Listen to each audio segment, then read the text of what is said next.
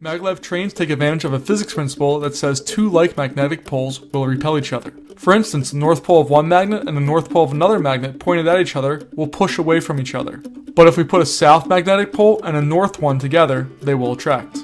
Maglev trains take advantage of both of these ideas, not only to provide levitation, but also propulsion. In order for the train to levitate, the two like poles are forced to repel each other like the magnets shown here.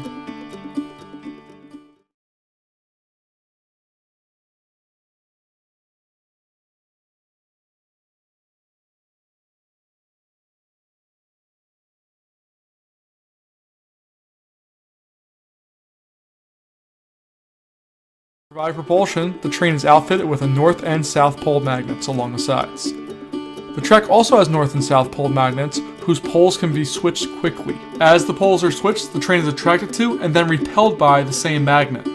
The faster the poles switch, the faster the train goes.